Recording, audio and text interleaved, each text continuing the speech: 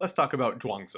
Zhuangzi is very different than the philosophers that we've been talking about so far. So far, we've got the Confucians, we've got the Mohists, who are presenting an alternative to filial piety and Confucianism. Now we're going to be talking about someone who is a representative of the Daoists, Daoism, something that most people who have no introduction to Chinese history or philosophy whatsoever have also heard of. The way that I might think of it is that previously, everyone's been talking about how to manage human relationships, how humans should interact with one another to create a harmonious society. Okay? The Taoists are talking less about human relations and more about the relationship of human beings to the world we inhabit, not necessarily always having to talk about how it relates to the people around us in a social context. What the Taoists, like Zhuangzi, want you to do is they want you to question the very nature of reality itself. How do you know what you think you know?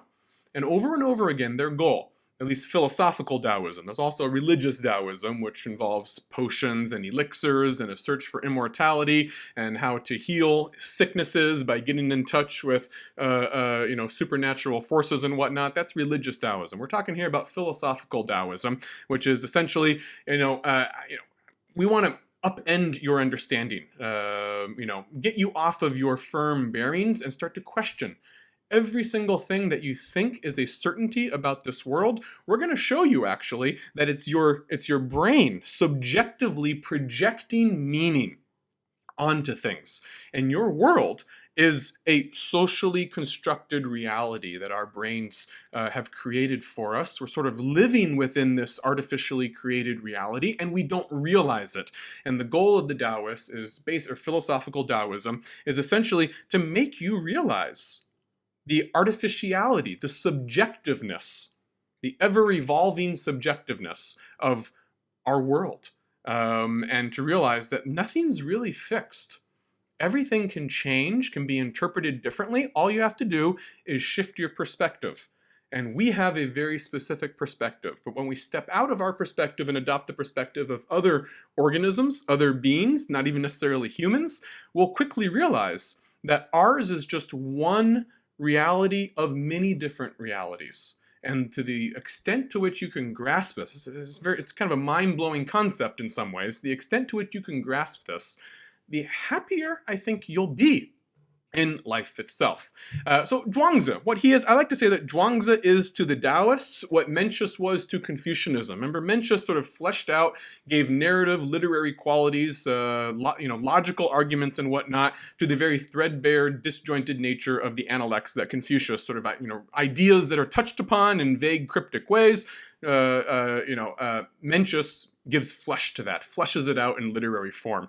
The Taoist ideas have been around for at least as long as Confucian ideas have been around, but they also too were sort of in cryptic form, not really narratives that have anecdotes and are run by logic with evidence.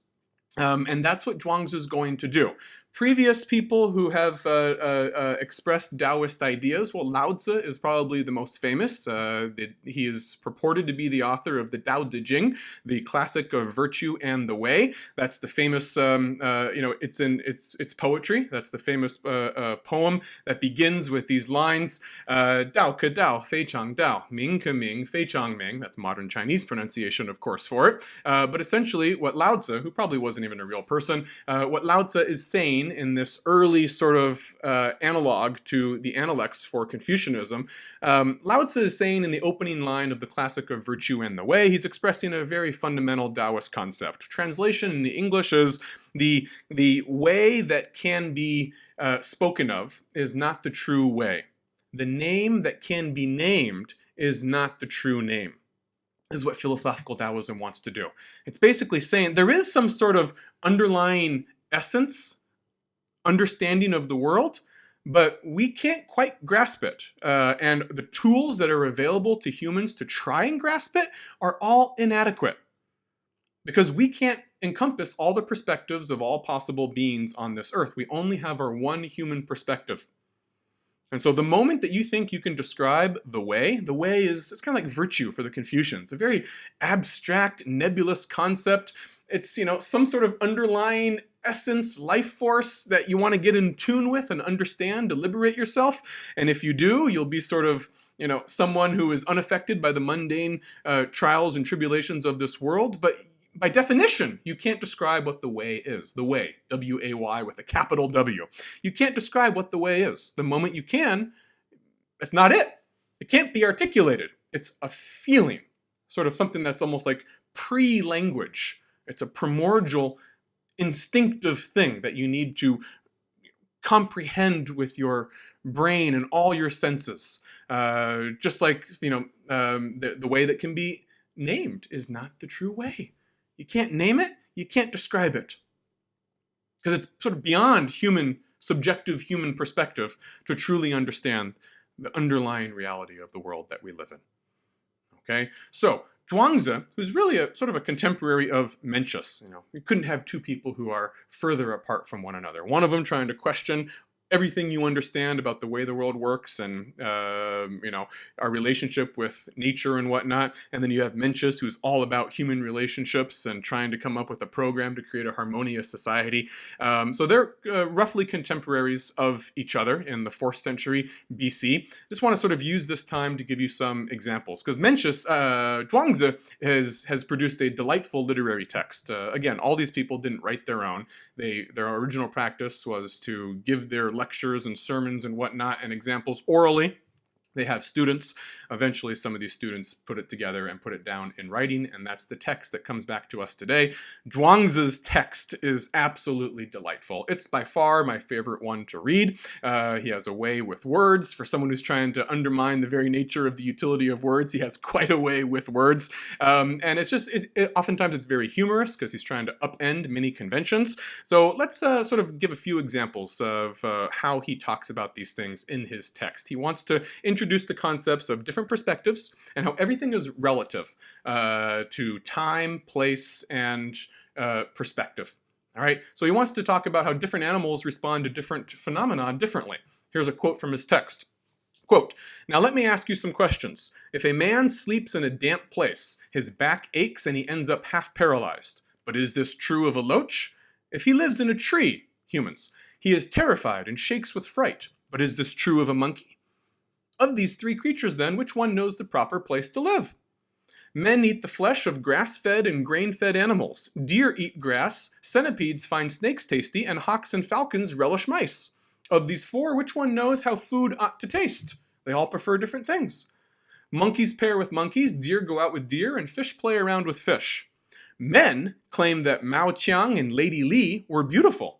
But if fish saw them, they would dive to the bottom of the stream. If birds saw them, they would fly away. And if deer saw them, they would break into a run. Of these 4, which knows how to fix the standard of beauty for the world? The way I see it, the rules of benevolence and righteousness and the paths of right and wrong are all hopelessly snarled and jumbled." He's taken potshots at Confucianism, at Mohism, at anyone who presents a well-ordered, intricate, logical philosophy. He's saying, you're being deceived. Your brain is being manipulated, and you don't realize it. You're at the mercy of the subjective manipulation of your brain. And once you realize that, you'll break free and have a better understanding of the limits of your perception.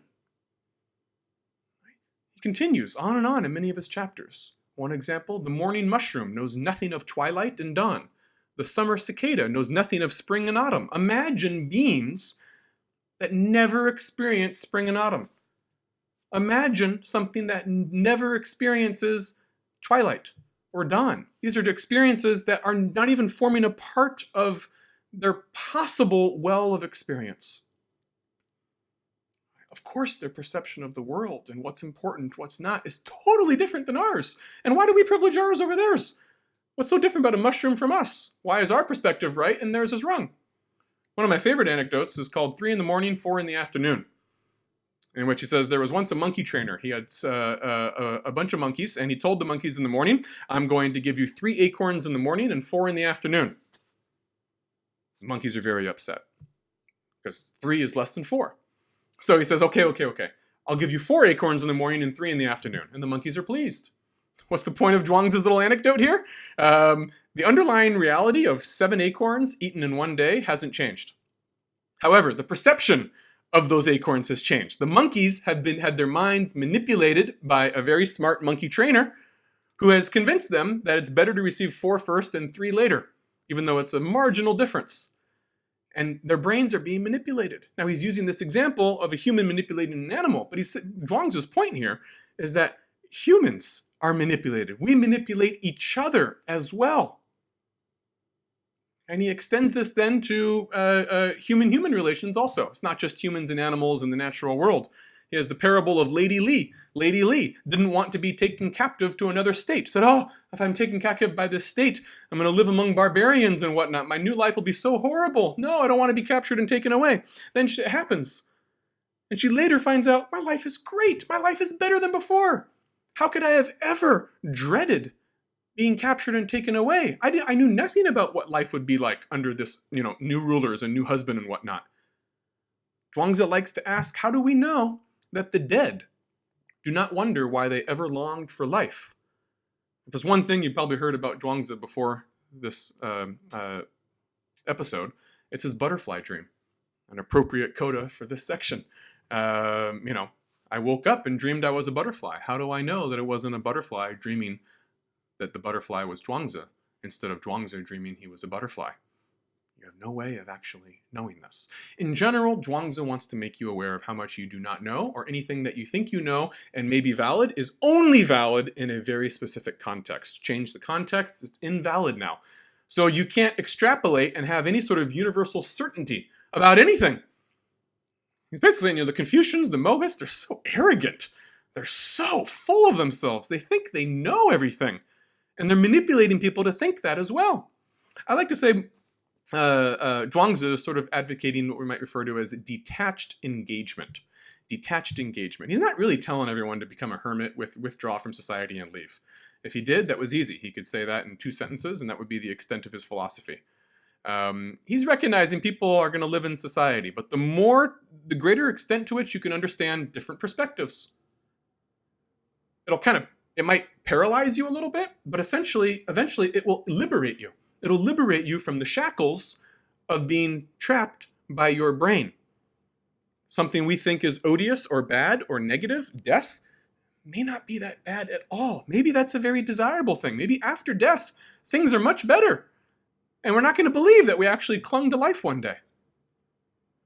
He also extends this questioning to language and words themselves. He likes to mock the Confucians and the Mohists and all the other philosophers by saying, you know what? They're constantly constructing gibberish arguments, manipulating words to manipulate your brain.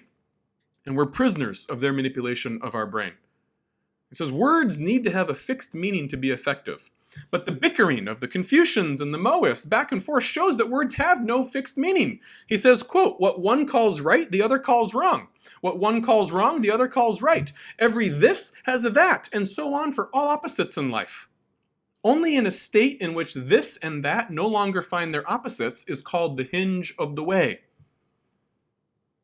I love this paragraph. I'm going to read this paragraph in which he's trying to use words to undermine the very meaning and utility of words themselves.